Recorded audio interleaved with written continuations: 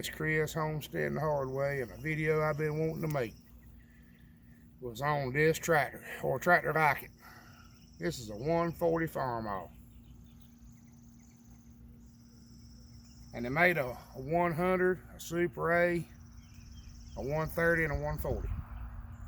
They're all basically the same. The A and the 100's got an older style engine on it, round sheet metal.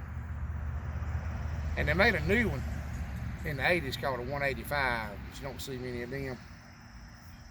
But this is the perfect garden tractor. This is the one by which all others are judged.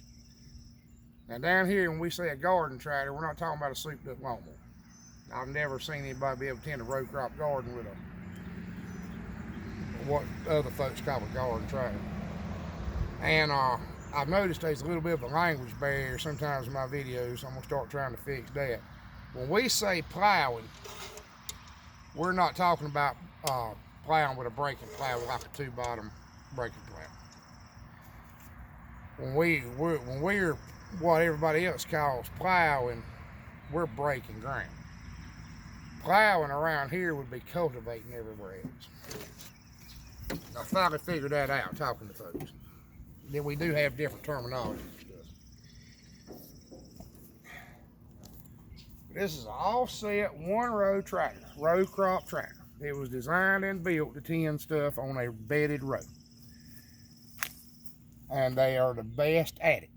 Nobody's ever come up with anything else any better. Ford did make an offset tractor, offset row crop, but I assume they're rare everywhere and non-existent here. We don't have it. But when it comes to one-row tractors where your options are a M or a 40 John Deere or a B. Alice Chalmers or what's some of the rest of them? Something like my 30 Ferguson or 8N Ford, or they'll go there. They're not really one-row tractors, they'll go into one row. We tend everything on a 46-inch bedded row. But anyway, a little something more to tell you about it. These are what you want. These are the most desirable. I'm gonna let her show you the offset. Now back when they came out with that, they called it Cultivision.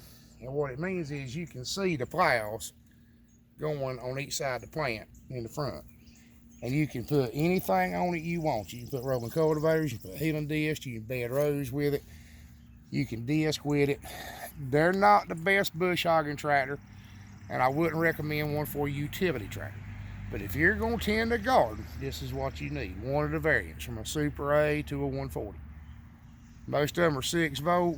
We're going to do a video one day on one, how to get away from that, and two, the trials and tribulations of 6 volt tractors. And I may do a video one day on setting up the plows and cultivators and everything. Front biff is the inside of ever, back biff is the outside of ever. They work independent. That's what they call touch control. This is the throttle. This is a fast hitch. It's a 1-prong hitch. This one's even got a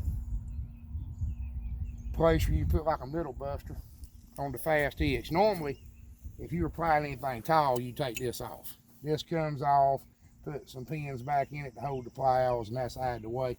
It makes the ground clearance on this tractor even with the bottom of this, which is why I had to borrow it to plow this garden with, because my 31st that I like so good. I do like my 30, but it's low ground clearance, and with that Pittsburgh cultivator, I got to lay everything by really quick.